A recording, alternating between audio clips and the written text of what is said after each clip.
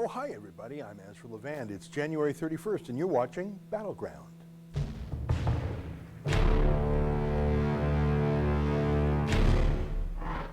There's a lot cooking today.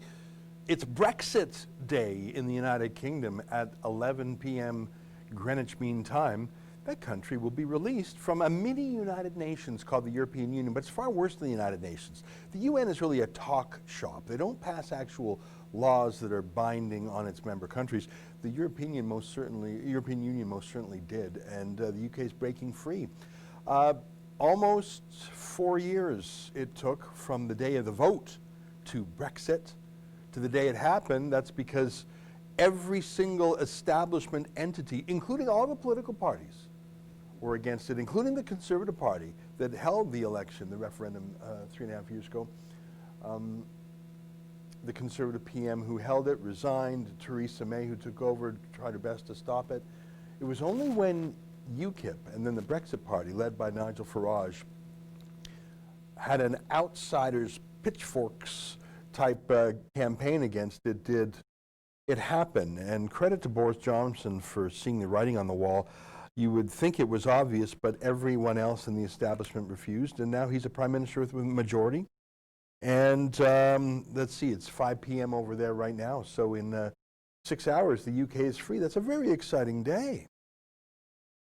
It's also the day of Donald Trump's vindication and acquittal in his impeachment trial. That's a very exciting day. Here in Canada, there's nothing so exciting going on other than Justin Trudeau, who's already had 2 vacations in 2020, seems to still be on vacation. He's got that vacation beard going on, which says he's not really engaged. I mean, how does he handle a problem like coronavirus? He doesn't know how. Other countries are restricting travel from China. Even Hong Kong is restricting travel from China, and they're part of China, but not Trudeau. Can we call up a little bit of David's airport scrum on that? Our David Menzies went to Toronto, like the streeters he did. He went to Toronto's Pearson Airport. That's one of the main airports that has travel directly to China, Vancouver obviously being another one. I flew into Pearson from New York City the other day, and I was asked, have you visited China in the last 14 days? It was weird because I was coming in from New York. I said no, they waved me through, and I thought, well, what would happen if I said yes? Well, you don't really need to guess because, like I say, entire airplanes full of people from China land every day, many of whom are wearing the face mask, and I presume some of them are coughing. I mean, you have 1,000 people, someone's going to be coughing anyways, whether or not they have coronavirus. Someone might be sick anyways, could just be the regular flu. So what happens to them? Well, our buddy David Menzies went to Pearson Airport, that's the name of the big airport in Toronto, and tried to ask officials. They didn't want to answer him. And when I was there, like I flew out and back in like 24 hours, so I saw it coming and going. So many of the airport staff had the face mask, which I don't even know if that does anything, and gloves. But they're just letting thousands of people come right off the plane. So if there's a problem, why don't you fix the problem? And why don't you fix the problem like one step earlier than when the plane disgorges? I saw a clip the other day from Milan where a trip from China, they sent health technicians onto the plane before it deboarded and just checked, does anyone have a fever? Is anyone coughing? Like they checked on the airplane before letting the airplane come out. I don't know if that's very effective, but it's probably more effective than just letting anyone out. Do we have a problem with the screen? It's not that important. I just thought it would be great to show if we could. Okay, we don't have it right now. We'll come back to it later. But that was good TV by Menzies. Let's get that later if we can get it. So that's what, there's not a lot cooking in Canada because, Trudeau's really been mentally checked out since he lost his majority government in October. I think I don't know Trudeau. I haven't talked to him since he's become prime minister. And I didn't have a lot of dealings with him before that. They were extremely light and rare. In fact, I think the last dealings I had directly with Justin Trudeau were when I emceed his boxing match against a conservative senator named Patrick Brazeau. They were unserious and light and shallow. So I don't want to pretend I have firsthand knowledge of him. But from what I can see and hear, he's psychologically checked out, he's unmotivated, he's indecisive. When the first coronavirus case broke in Canada on a weekend, Trudeau couldn't be bothered to cut his vacation short. Ontario's public health officers had an emergency press conference on the weekend. None of Trudeau's cabinet even showed up. They were all out at literally tweeting from Chinese New Year parties they were at. So I think he's zoned out, he's checked out, but there's also a sullen sort of, well, if you don't like me, I don't like you to it. And that brings us to the big story of my week, which happened last week. You know, I write books. I've written a bunch of them. I'd have to count. I've written close to 10 books. The first book I wrote was when I was a kid. I was 23, and I wrote a book called Youthquake. I don't know. Sort of, I cringe a little bit when I read it now, but you're 23. What do you expect? I wrote other books. I wrote a book called Fight Kyoto, about the Kyoto Protocol. I wrote a book called The War on Fun. I like that book. But I started to get serious when I was interrogated by Alberta's Human Rights Commission about publishing the Danish cartoons of Mohammed. And I made the wise decision, if I may say so myself, of bringing in a video camera to video my interrogation at the hands of the government. Because it was quite alarming and shocking to Canadians, and to indeed anyone in the Western world, to see a publisher, as I was then, be grilled for an hour or whatever it was by a government agent for publishing cartoons. Literally, that's what it was. And the cartoons were pretty bland. It was that they were cartoons of Mohammed, so that's blasphemy in the Quran, but of course I don't live in Saudi Arabia or Iran where the Quran is the Constitution. I live in Canada. So to see a Canadian secular government agent grill me for publishing cartoons because they violate some Islamic text was shocking to Canadians. So when I was summoned by Elections Canada to an interrogation at their high security Ottawa headquarters about my book, The Libranos, what the media won't tell you about Justin Trudeau's corruption, that's in my book, best-selling book, very well reviewed on Amazon. Are we able to show that? Are you doing okay there? No, we got some problems, all right. So, I don't know, I mean, I'm not going to toot my own horn, but I'll just tell you that the book is sold well. And on Amazon, there's more than 300 reader reviews. And it's a 5-star reviews. The average of my reviews is 4.8 stars out of 5. So the people like it. The book went to number 2 on the bestseller list during the campaign. I think it sold more copies than any of the other Trudeau books out there, even though it was ignored by every book reviewer in the mainstream media. I used to publish books and they would get widely reviewed, but then I became too conservative and the media party said, well, we're just going to stop acknowledging Ezra's books because even to give them a bad review is to give them airtime. Well, guess what? Even without the media parties reviewing our books, we've had a series of bestsellers, including Sheila's books. So my book, The Libranos, was very critical of Trudeau, obviously. And it, you know, we had fun with it. We advertised it. We sold it. Went to number 2 on the charts. Election's over. Christmas is here. I take a break. And in the middle of my Christmas break, we receive a letter by registered mail accusing me of illegal election activity. What? What was I supporting? Andrew Scheer, who I think was a spineless loser, let's be honest. Hey there, PAJ Guitar. Happy Brexit Day, Ezra, and to all the rebels out there. Thank you very much. Thanks for the £5. I wish I was there today. I was tempted to go, but I just have been doing too much travel lately.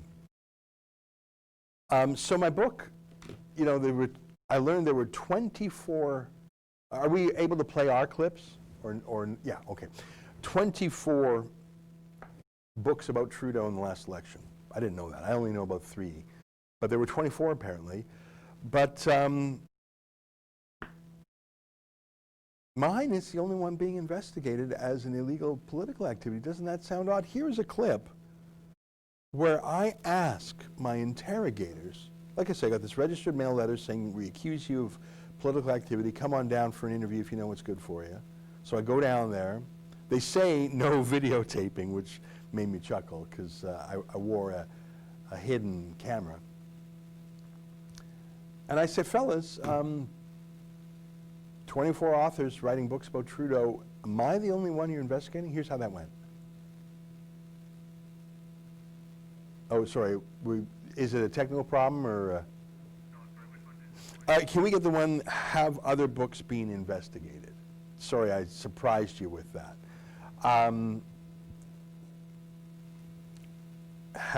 Yeah, here we go, take a look.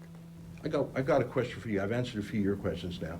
Have you investigated any of the other authors who published books about Trudeau at the exact same time as me? Have you investigated John Ivison's book or Aaron Wary's book?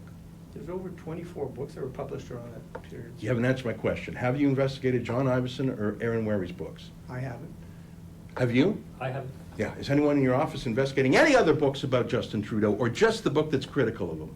No. Today we're here about Rebel News Network Limited. Oh, I know that. And I'm just asking you to confirm But once that we're not done, that not a single other loving book of Trudeau is being investigated. but once we're done, if you believe that there should be complaints that are... No, because I'm not a censor like you. I'm not a bully and a censor. I'm not a bureaucrat looking to justify my budget like you. I go out and earn my living every day, fella. You call in authors to grill them about a book criticizing your boss. Think about who you are. We called the director of Rebel News Network Limited. Yeah, who happens to be the author of the book. I think there's going to be a chapter about you two fellas in the next edition.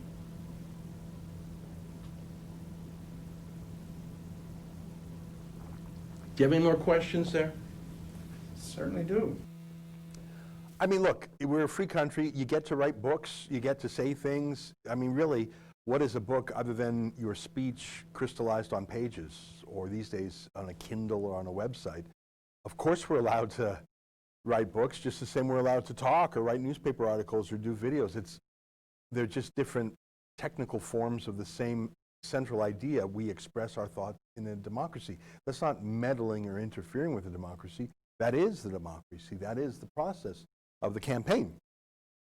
And I'm a Canadian citizen. My family came to Canada in 1903. I'm as Canadian, I'm nothing else but Canadian. I want to participate in the Canadian election as a talker, thinker, writer. That's not interference. That is that's the stuff we're trying to protect, not the stuff we're trying to censor. We're trying to censor maybe foreign meddling. I don't know, maybe. We're trying to censor people we're trying to stop people who want to vote twice or illegally. So yeah, crack down on that, but you're calling an author in, but only a critical author. I thought that was a little bit crazy. When I was called before the Alberta Human Rights Commission a dozen years ago for publishing the Danish cartoons of Mohammed, I knew the case against me because I received a copy of the complaint. It was some hand-scrawled thing by some imam from Pakistan. I knew what upset him. He said I was slandering the Prophet Muhammad. You can't slander someone who's been dead for more than 1,000 years, by the way, in Canadian law, maybe in Sharia law. So I knew it was a joke case, and I knew it was ridiculous, and I knew who filed the complaint. It was ridiculous. But the funny thing is, when I went to my interrogation at Elections Canada, I still didn't know who complained or what the complaint was. Like the starting of the whole investigation, the starter pistol.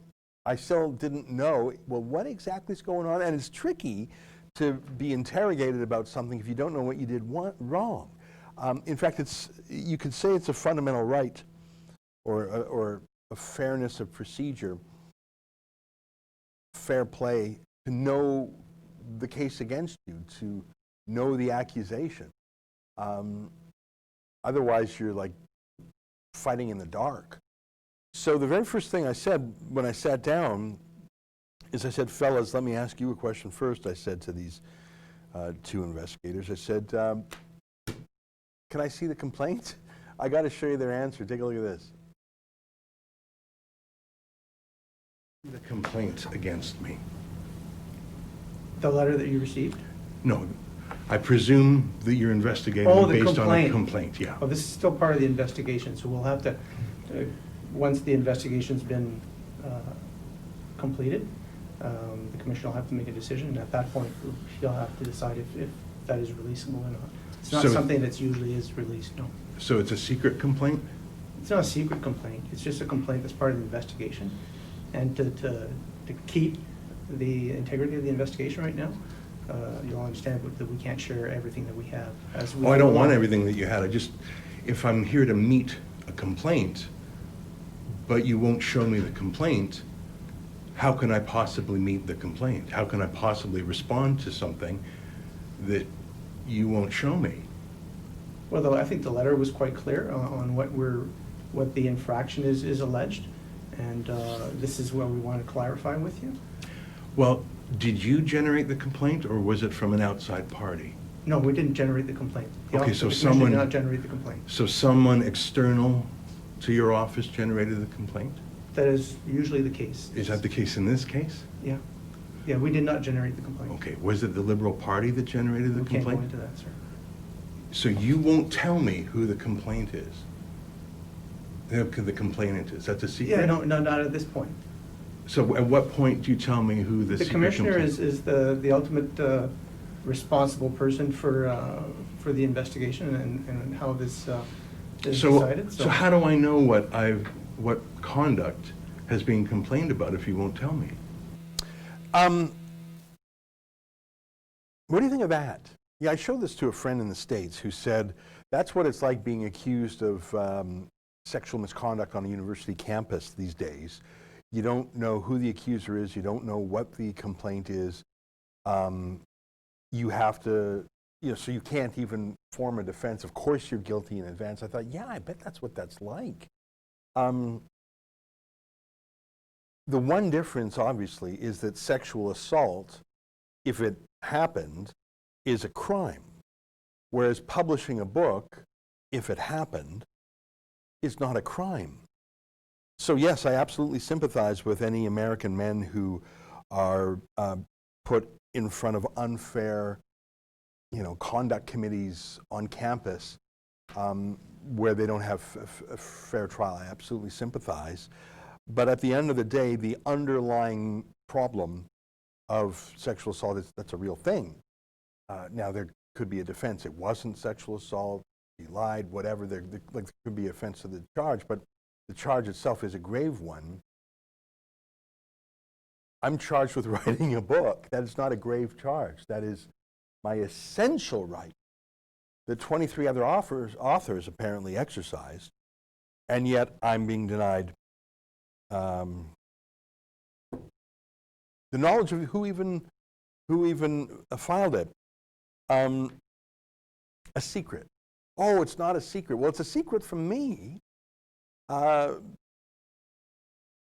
You know what? I'm in there by myself, and I was thinking, so what do? Do I just leave? I wanted to get these guys on tape saying things because I wanted to prove what they were saying and doing.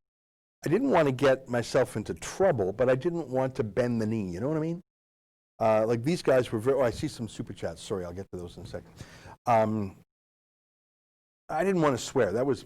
Frankly, that was my number one in my head. Don't swear, because I was mad when they asked me things that are none of their business. By the way, if I meet a normal person on the street, in a coffee shop, whatever, who says, hey, Ezra, how come you did that? Or why did you write that book? Or, of course I'll talk to them and try and make the case and try and convince them, because I'm I'm a person in society. But when the government asks you these same questions under pain of some penalty, like these guys weren't just going out for a beer with me and bantering. If I gave the wrong answer, that would perhaps lead to a prosecution or an exoneration. Like my liberty or my wealth, I mean, they could fine me, I guess, hung in the balance. So, you know, some guy at the coffee shop, hey, you're that Ezra Levant. Why did you publish that book? Well, I'll tell you why, mister. But you're in a windowless room in Elections Canada, and two senior investigators say, hey, why do you publish that book? Very different. And my instinct was to say, whoa, is to swear, but I did not swear. I'm very proud of myself. That was my main achievement that day. But I wanted to indicate in some way my displeasure with their shenanigans. So if they were going to have a secret from me, well, then maybe I would have a secret from them. So let's get that clip. I was a little cheeky. Here's how that went. Couture, spelled C-O-U-T-U-R-E. I will ask my colleague to please identify himself for the recording. My name is Tim Mackin. And sir, could you, just for recording, advise who you are? Well, it's a secret. I don't know if I can tell you that secret. Just for the recording, we have with us Mr. Levant, who registered at the front office. I saw when he registered, so. I confess it, I was a little bit cheeky. What are you going to do? If they can have secrets from me, I was going to have secrets from them. It wasn't a very big secret. I had introduced myself to them personally when I arrived, and I think I shook their hands, so they did know it was me. Super chats, I see Don Sharp with $20. Don, thanks very much. It's nice to hear from you. I hope all's well out west there. And Justin, I think there was another super chat that I missed. In fact, I'm sure there was. And I'm trying to find it here. If you could send that to me by email, because I want to, oh, there it is. I found it. David Anderson, $10. Ezra, this will make a great documentary. Too bad you probably won't be able to get away with a hidden camera again. James O'Keefe, Project Veritas, would be impressed and proud. Yeah, well, it's been 12 years since my last interrogation.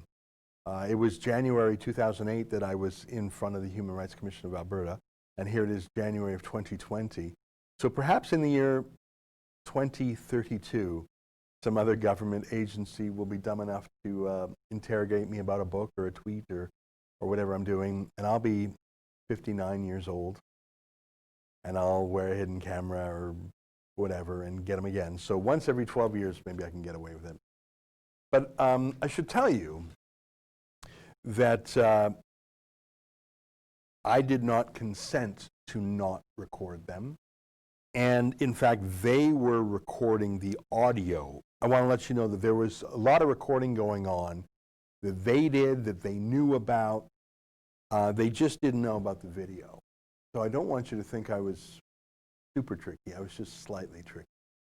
And really, when you're dealing with an unlawful investigation that's clearly in breach of the statute and probably unconstitutional, I don't think there's any moral obligation not to film. They had no reasonable expectation of privacy. This was not, you know, an intimate, private moment in a private home. This was not, there was no agreement for an off-the-record, without prejudice chat. These were a couple of cops or ex-cops. I'm not even sure. They never gave me their card. Grilling me. Well, I mean, to hell with them, frankly. I'm not going to give up my rights. Entry required. Chips in 500 Swedish kroner. Well, we had some boots on the ground in Sweden earlier this month. Ezra, Rebel Media is a beacon of hope and is greatly appreciated. Take a bow right now on behalf of Rebel Media's success, notably your work, Menzies' work, and the Unstoppable Gun. Proud to be a member of the Rebel Media support group. Well, that is very nice of you to say. I thought you were going to mention reporter Kian Bexty. Can we show a little bit of the Greta Inc. doc? Kian went to your home country of Sweden and asked some questions of Greta Thunberg. And we did a documentary called Greta Inc. that has done very well. It's been, last I checked, it had, I think it was coming up on 500,000 views. It's like a 20 or 30-minute documentary asking some questions about her. If you can find it, Justin, and go to where we talk about this school, is she really on a school strike. I think that's the most powerful part of it. So yes, thank you for your kind words. Thank you for your kudos, and let me add Kean to that list. Proud Boys Calgary, $5. Strong men are hard to control. It's one of the reasons that men's groups have been demonized. Join this one today, proudboyscanada.com. There you go. Thank you for your support. Tree climbing from Michigan. Fight, fight, fight. Yeah, we do fight. We fight in our own way. We're slightly less feisty than our American friends. Sometimes I regret that. Sometimes I wish we were a little tougher. I most certainly wish we had our Second Amendment and First Amendment. Sorry, our First Amendment is, the First Amendment in the United States Bill of Rights is freedom of speech. The Second Amendment is the right to bear arms. And as many have noted, the Second Amendment protects the First. And that is absolutely true. And if you doubt me, look at places like Hong Kong, where their freedoms are being eroded, and at the end of the day, you know what Stalin said about the Pope? When the Pope said something contrary to Stalin, the Stalin said, I think it was Stalin or was it Hitler? I think it was Stalin who said, and how many divisions does the Pope have, as in tank divisions or infantry divisions? It's one thing to have moral suasion on your side, but without a gun to back it up, sometimes freedom loses to tyranny. And it's not even the use of the firearm, it's that the government knows the firearms are there. Like the UK is so pacified and docile now because the government knows it can really get away with anything, and what are you going to do about it? But in America, the government knows you can't do anything and get away with it because I don't know how many millions of Americans have firearms, but it's enough, and everyone knows that you're not going to see tyranny be tried lightly. See another super chat from Desley Mendoza. They have convinced me to buy the book and support you. Well, thank you for saying that. Can you go to my Amazon page for the Libranos? I was just saying to Justin, our producer, earlier, I've written about 10 books in my life. I'd have to count the number. I mean, going back to when I was young. But my book, The Libranos, did not go to #1, and I was slightly frustrated about that because I have pride and vanity, and I like to think of myself as a best-selling author. And Sheila Gunn Reid's, all of her books that she's done with Rebel have gone to #1. And I congratulate her, and I'm thrilled that they are, and I share the feeling of pride and success that she feels. So I'm not jealous in a negative way. I'm not envious. I'm thrilled that she has it. But I must say, it does weigh on me that my dear friend Sheila can get a #1 best-selling book, but The Libranos was stuck at #2. How come I can't get to #1? What's wrong with me? I'm glad everyone likes Sheila. I like her too, but why am I second banana? I had a little bit of self-doubt. We sure marketed the book hard. Got stuck at #2. What's wrong with me? Why can't I be #1? Is there a problem? I guess there was. People didn't. You know, I was up against some strong competitors. There's probably some new 50 Shades of Grey book or something out there. Okay, fine. Silver medal, you know, that's not bad. Can live with that. Then comes this interrogation. And guess what, my friends? Guess what? Look at that. #1 bestseller in books. Yesterday, for the first time, my book hit #1. The election's over. As you can see, the book came out. You see right up there, it says paperback September 5, 2000. Yeah, you see that? So the book came out September 5. The election, I'm trying to remember, it was like October 22 or 24, something like that. So the book came out right when the campaign started. You would think that's when it's going to rock, right? Well, it sort of rocked. It came in second, silver medal, you know, participation medal, whatever, get the ribbon. But look at it now, #1 bestseller in books. And click on that. You see where it says in books? Yeah, click on that. Look at that, just in case you doubted it. Look at that. I'm ahead of all, like scroll down. I want people to see I'm ahead of some of these books, ahead of all these fancy ones. Who's that? Jessica Simpson, ahead of Jessica Simpson, ahead of John Bolton's book, ahead of Baby Animals. That looks like a good read, actually. I don't even know. Kobe, okay. Talking to Strangers by Malcolm Gladwell. Dog, Man, that looks funny. The Wonky Donkey. Cleanse to Heal. So I'm ahead of the diet books. Think and Grow Rich. I'm ahead of that. The Ultimate Veg. Jeez, who would buy that?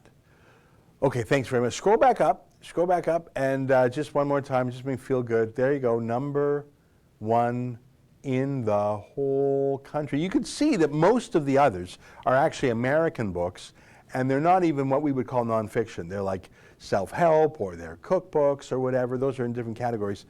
So thank you for letting me, and can you go back to that? I want to show the reviews, just for 1 second. Yeah, click on that. Yeah, perfect. Yeah, click right there. So look at that. I know I'm bragging. Can I have my moment? 4.8 out of 5. And scroll down a bit. Corrupt. Yeah, you see that?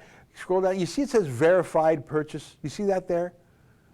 5-star, verified purchase, verified purchase, verified purchase. Because sometimes you can imagine that someone goes online and is going to give you a great review or a terrible review, but they actually haven't read the book, right? So that's a trick that Amazon does. They confirm whether or not the guy even read the book. So these 5-star reviews are by people who actually read it. So they're not by like Ezra fans. And what's funny is that there's some 1-star reviews, obviously by people who didn't even pay the book, didn't even read the book. They just don't like me. Okay, thank you for letting me indulge my pride and my vanity. But there was actually a collateral point that I was making, which is, thank you, Justin Trudeau, and thank you, censors at Elections Canada, and thank you, federal investigators. You achieved what I could not do with all the tools at my fingers. I could not do what Trudeau has done to me. Turn my book from dud to stud, from zero to hero, from second place to first. So now I can hold my head high when I meet my friend Sheila Gunn Reid. I can meet her as equals again. 2 rebel journalists with #1 best-selling books. My faith in myself is restored. My self-confidence is back. Because of Justin Trudeau, the world works in funny ways. Freedom Fighters chips in $20 and says, thank you. Well, I thank you, sir. Wow, $50 from someone who calls himself Rebel. The Canadian Constitution is the supreme law of the land. Any law or statute that violated are therefore null and void. And I'm pretty sure freedom of expression and freedom of speech is mentioned somewhere there. Congrats on the book. Well, it's mentioned in, do you want to call up the Charter of Rights? I can tell you that Section 2 of the Charter of Rights is called Fundamental Freedoms. So there's a lot of freedoms and a lot of rights, but there's a short list of them called fundamental freedoms. They're more important than all the others. Alan Bourgeois would call them strategic freedoms, upon which other freedoms are based. Think about that. Freedom of speech, yeah, there you go. So, paragraph 1 of the Charter basically says this is the Charter and it guarantees rights and freedoms. Paragraph 2, fundamental freedoms, and look at that. Everyone has the following fundamental freedoms. #1, or 2A, freedom of conscience and religion. And then 2B, freedom of thought, belief, opinion and expression, including freedom of the press and other media of communication. Isn't that interesting? This was written, of course, almost 40 years ago, before the internet was a thing. But they used that phrase, other media. C, freedom of assembly, and D, freedom of association. And then just for 1 second, look at Section 3, democratic rights. Every citizen of Canada has the right to vote in an election. Now hold that on the screen for a second. Look at the order here. Can you give me a minute on this? Look at the order. Why is it in this order? Why is voting not first? Well, what I just said about Alan Bourgeois calling them strategic freedoms upon which other freedoms are based. If you have the right to vote, but you didn't have freedom of speech, so basically, or freedom of expression or opinion and freedom of the press, that would be like the right to vote in Cuba or in Saddam Hussein's Iraq where there's only one name on the ballot and you're expected to mark it. And surprise, Castro or whoever runs that dungeon now got 99.9%. You see, it has to be in that order. You have to start with your own conscience. And religion was there too, because that's in your mind and your heart. Then your opinions. Then your expression of those. So it starts inside you. In your heart, you need that freedom. Then in your mind, starts with a conscience and religion, then opinion and expression and belief, expression, and then other media. Can you put it back up just for 1 second? I'm trying to remember the order. And then, okay, so first you believe it, then you think about it, then you talk about it, then you peacefully get together, and you peacefully associate with other people. Do you see the building blocks? A to B to C to D. Only when you have those things does number 3 work, the election. So what we had here are a couple of investigators with the Section 3 people, the vote people, right? Elections Canada. They were destroying freedoms and rights that were prior to their own. You can't have a meaningful election without meaningful freedom of association, assembly, thought, belief, opinion, expression, freedom of the press. They were destroying freedom of the press that in fact was necessary for the right to vote. Isn't that funny? Isn't that interesting? I wanted to show you that. There is a reason these freedoms are in that order. There is a logic to it. Would you agree with me? All right, thanks for letting me go deep there, but there's a reason to it. And you could probably make the same philosophical escalations from free speech, right to bear arms. I'm not an expert in the American Constitution. I wish I was. Norway, 100 kroner. Keep it up. Will do. Thank you very much. Rusty Peterson, 139 bucks. Oh my gosh.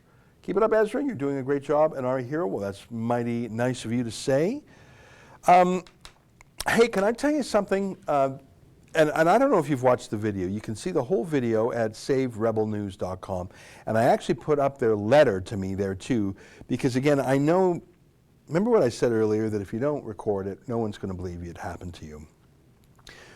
I just believe no one would have believed this would have happened to me if I didn't tape it. And also the letter I got from them over Christmas.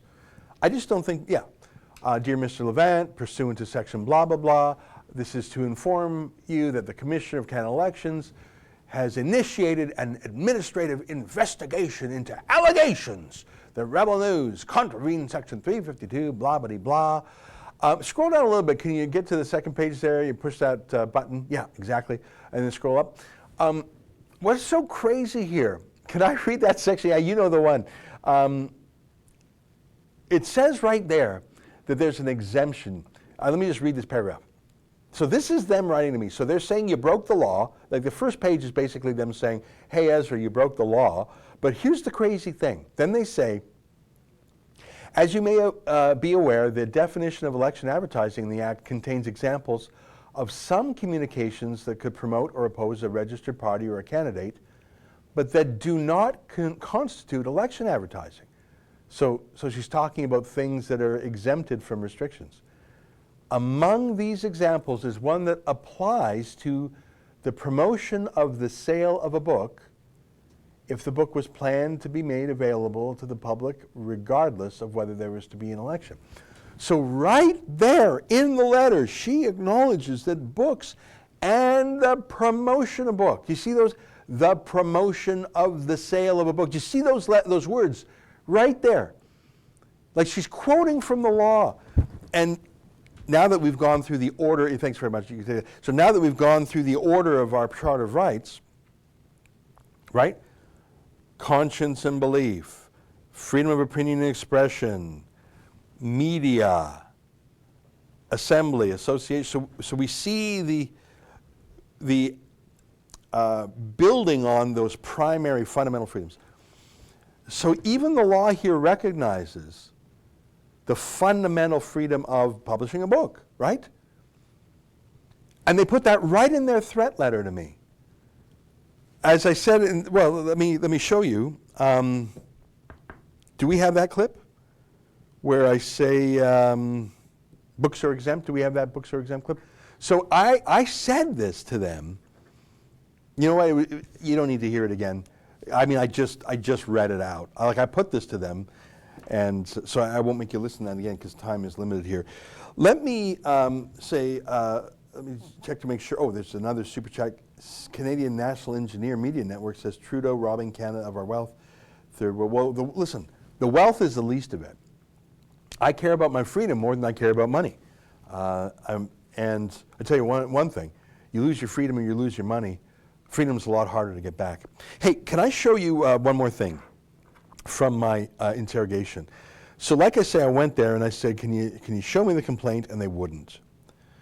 And then I said, "How come you're going after me when there's a clear exemption for the book?" But look, I run a website called Rebel News. I published a book, mine and my friend Sheila's, and we'll publish more books.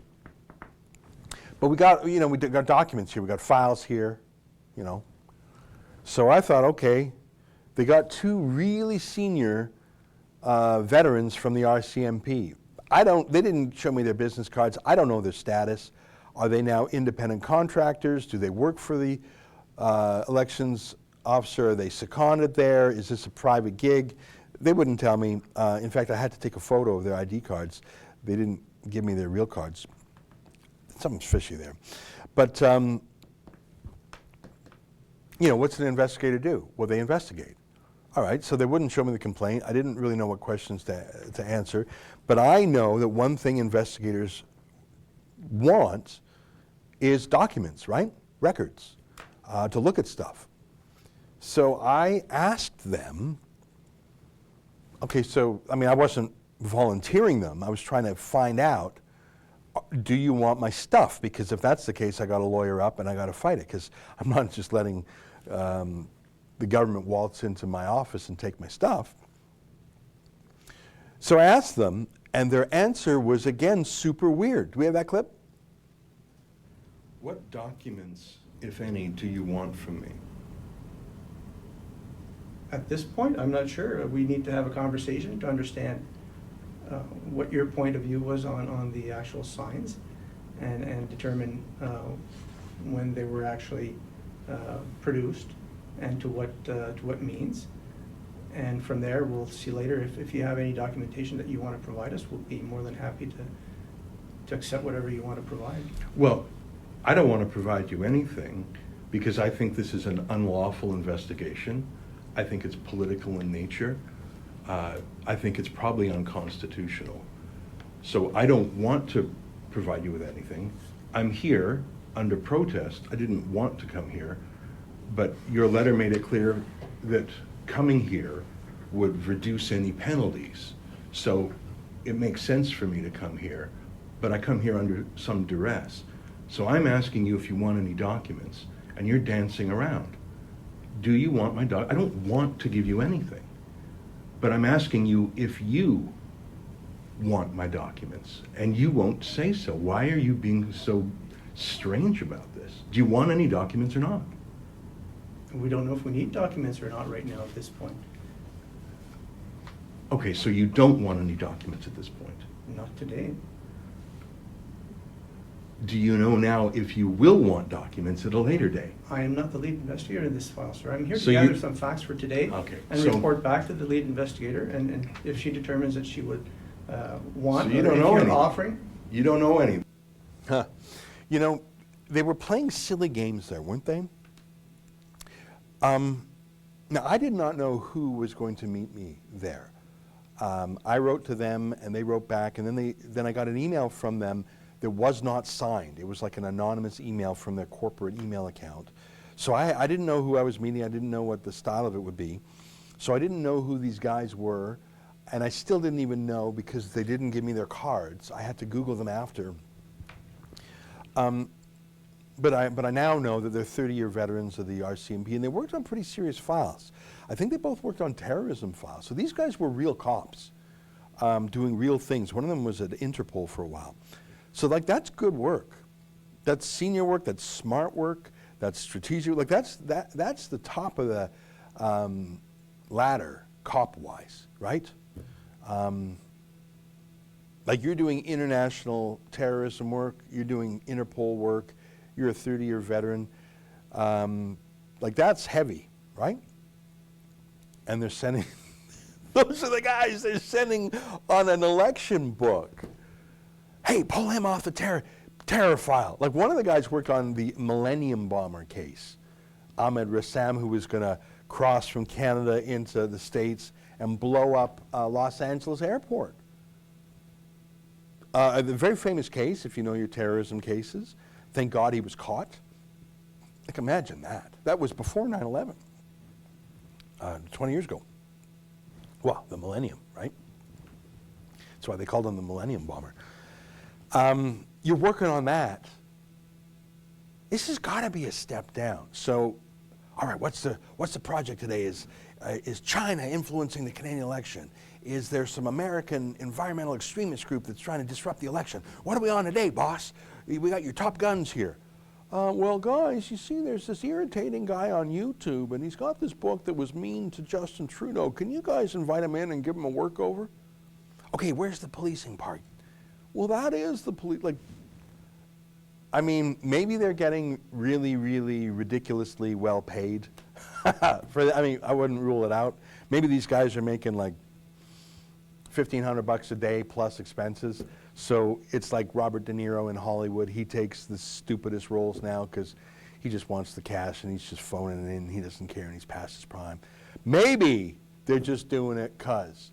But I don't know these guys, but if I was a top of my game, world-class cop, hunting, organized crime kind of thing, and then, and then I was told to interrogate like just some YouTube author, I would think that's lame. I'm not putting myself down, I'm just saying that's where you call the mall cop. You know, what's that mall cop? Paul Blart. That's where you got the mall cop on the Segway, meep with the horn, like not a siren, but meep. Excuse me, Mr. Levant. Like what are you doing? bringing in the top cops. That's got to be embarrassing. Maybe they just didn't doing it for cash. I don't know. Did we play the subpoena clip yet? So that was just like a 20-minute introduction by me to a 1-minute clip is what we were just seeing there. So anyways, one thing real cops do, and they have the power at Elections Canada, is they have the power to subpoena documents or theoretically get a court order, even just to come in and just like bash down the door and grab your documents. I don't want that to happen. I don't want that to happen to me in my personal capacity and certainly not in my corporate business capacity. So I asked them, well, what do you want? And here's how that went. Will you subpoena my documents if I don't give them to you? I can't speak on that, sir. I'm not the lead investigator here. So you might subpoena my documents. You won't rule it out. Like I said, I'm not the lead investigator in this file. It sounds like they sent the sandwich boy down. It sounds like they sent the intern down. Are you his boss? Can you answer any of these things? Like, do you want documents or not? Why can't you just say that?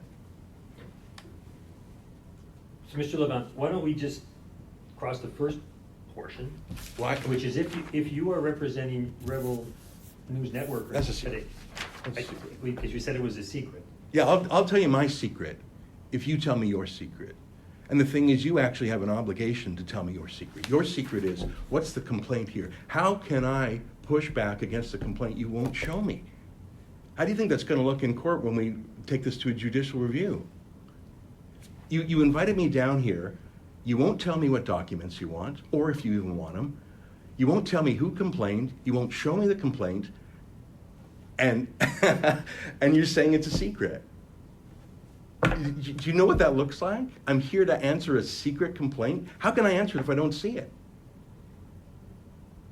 Do you want to take a break and get some permission from your mom or whoever to show me the document? Like, do you need to meet with the boss? No? So you've been instructed not to show me the complaint. said the complaint is part of the investigation, and it's not something that we release while the investigation is ongoing. So how can I possibly respond to a secret complaint?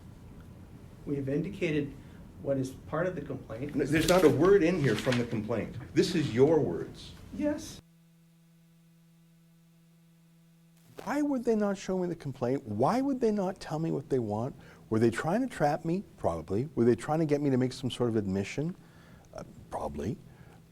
I think maybe they were trying to intimidate me, and maybe it's just that I'm old and like, I mean, I'm always surprised by things, but like it just doesn't, I'm numb to the bureaucrat moves because I've been subjected to them so many times over the years. So I think maybe if a normal person had gone into a small windowless office at a high security facility and a couple of top cops had grilled them, maybe that would have been like intimidating, and they would have, I confessed everything, I spilled my guts out, please spare me the death penalty or something. I don't know. Like maybe, was I supposed to be terrified of this? Like, I didn't get the point of the meeting. If they wouldn't show me the complaint, how am I going to answer it? If they wouldn't tell me what documents they want, how am I going to give it to them? I mean, that people, I was doing John Gormley's radio show in Saskatchewan today, and he said, Ezra, you weren't being interrogated by them, you were interrogating them. And I said, all right, there's some truth to it. But how are you going to fill an hour if they won't tell you anything? Okay, I'm ready to meet the complaint. I'm ready. Give me your best shot. No, it's a secret complaint. Okay. Okay, guys, so what documents do you want? Well, you tell us. No, you tell me. Well, we got nothing. I don't get it. I mean, maybe I was supposed to be scared. Maybe I should be scared. Maybe I'm an idiot. Maybe I'm going to get fined and jailed. I don't think so. Jack Fisher chips in $10 on behalf of Wexit. Thank you very much, Jack. Tree climbing, $5. Ezra, thank God you still have legal weapons. Yeah, we got legal eagles, that's for sure.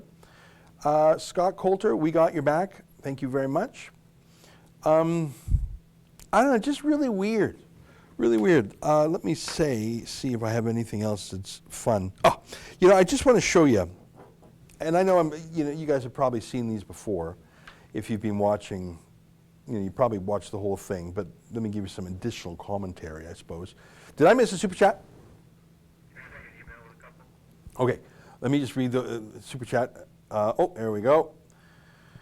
Rebel, $10. Dear Ezra, here's more fuel to the freedom fight you front for my fundamental freedoms. Love your work. Well, thank you very much. CNE, Canadian National Engineer Media Network. Problem, conservatives and liberal parties are globalists. Solution, can I tell you that if I were running for the leadership of the Conservative Party, and we know Peter MacKay and Erin O'Toole and Leslie Lewis, I've been trying to connect with her, and Gladue is the name of another lady who's running, and I haven't kept track of them. I don't even know who's serious. There's a couple of guys in Ontario who forgive me, I don't know the name. There's Dakari or Depati in Quebec. I beg your forgiveness. I'm not up on my candidates, and I don't even know who's fully serious. I think MacKay is serious and O'Toole is serious. Is there anyone else I'm missing? Like, who's really going to come up with the 300 grand and the 3,000 names? Anyways, I promise you I'll get up to speed on those. I've been busy. And by the way, I'd love to interview all of them, and I'll give them a fair interview like we did the last leadership round. If I were any of those people, why wouldn't you look at this and say, yikes, this is overreach. This is partisan, this is anti-conservative, this is out of control. It's not a good look. It's a premonition of how Trudeau likes to do things. Why wouldn't you say, folks, I don't agree with everything Ezra Levant says, Voldemort, the name you can't say, but this is overreach by the Canadian elections, and I think we should be careful interrogating authors. And everyone in the Conservative Party would say, right on. Because you're not saying, hey guys, I agree with every word Ezra Levant says and I'm the Ezra Levant candidate. You're saying, actually, the more you disagree with me, the more that point has validity. I don't agree. I don't agree with a word Ezra said in the Libranos. Of course, they agree with every word. But still, in Canada, police don't interrogate authors. Why are none of the candidates saying that? For that matter, why are none of the 120 Conservative MPs, whatever the number is? Why has not one of them made a public statement about this? How many Conservative senators are left? Is it like 30? Why has, like Linda Frum retweeted something friendly yesterday, and Randy Hillier, the Ontario MPP, wrote something. But unless I've missed it, I have not seen a single other Conservative elected official at any level of government say, yeah, I'm a little uncomfortable with what I saw there. If you lack the courage to say, yeah, I saw an internet video about Elections Canada grilling Ezra Levant, and I don't really know what it's all about, but it made me a little uncomfortable to see that we're interrogating journalists. Like if you can't say that, when we know that Justin Trudeau is a censor, and we know that this will be done, that's being done only to Conservatives, and the book was #1 bestseller today. If you do not say that, well, are you really a conservative? I got a list here of candidates. Thank you very much. Jim Karahalios, Leslyn Lewis, Rick Peterson, Bobby Singh, Derek Sloan, Richard DeCarry, Vincenzo Guzzo, Aaron O'Toole, Peter McKay, and Marilyn Gladue. Okay, I didn't even have all those names. Thank you, Justin, for sending that. Well, why don't you say that? I mean, as I said the other day to Barbara Kay, why don't you just say, you know what, I'm just switching subject here, but my point's the same. Why don't you say, you know what, we have to really treat everyone with respect and humanity and compassion, especially people who are having trouble fitting in. But when it comes to transgenderism, I think we want to protect safe places for girls and women, including girls' sports and girls' change rooms and locker rooms. Like if you just said that, everyone to the right of Bernie Sanders would say, yes! Like you don't have to be mean and say, I hate trans, grrr. No, you do the opposite. You say, very, very compassionate to people, and you know, we want to have equal rights for everybody, and certainly don't be mean to people, don't bully them, don't whatever, but we have to also protect the rights of girls, both physically and their right to sport and their privacy in change rooms. Like why you don't have the courage to say that? Well, you don't have a lot of courage. Then you're an Andrew Scheer conservative. If you don't have the courage to say, you know, I haven't read, like you could say this, I haven't read the Libranos, and I know there's some things controversial about Rebel News, but I don't think it's the right thing for government agents to interrogate a book author. We have freedom in the press, even for views we might not like, and there's probably better things for Elections Canada to be investigating, like the role of foreign money from China or American environmental groups. Like who in the Conservative Party is not going to go, yes, that guy? But it's not just the leadership candidates. I haven't seen any. And if you don't have the courage to stand, like I think that this was a PR disaster for Elections Canada. I actually have thought about it for a day now. I think they're going to throw in the towel. That's what they did in Alberta when they came after Sheila's #1 best-selling book called Stop Notley. They investigated her for 6 months. We did a video. They were so embarrassed they dropped the charges. Just dropped them. Humiliated by their own misconduct. I think that's going to happen here. I think Tim Mackin and Paul Couture were sort of embarrassed that they had that gig, but it was sort of a secret gig, right, until I put it on video. They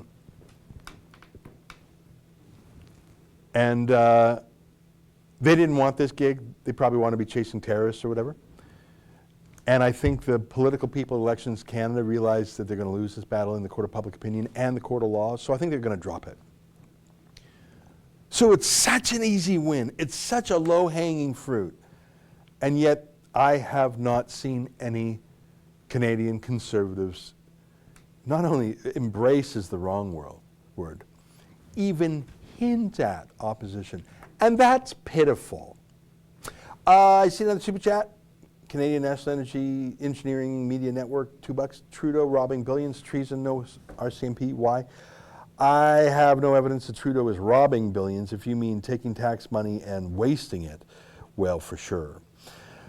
Folks, it's 1 o'clock on the nose, and I've got a lot of stuff I got to do today, so forgive me, I'm going to go. I have a show every night at 8 p.m. Eastern. It's behind a paywall. It's only $8 a month, which is a bargain, if I may say so. You can get that at premium.rebelnews.com. I got to sign off now. I see one more super chat from Jack Fisher, $5. Did any complaints about Greta in Canada go through? Hey, that's a great point. I don't know because I didn't file a complaint, and pretty sure they only go after Conservatives. All right, folks, thanks for joining in. On behalf of all of us here at Rebel World Headquarters, to you at home around the world, goodbye, and keep fighting for freedom.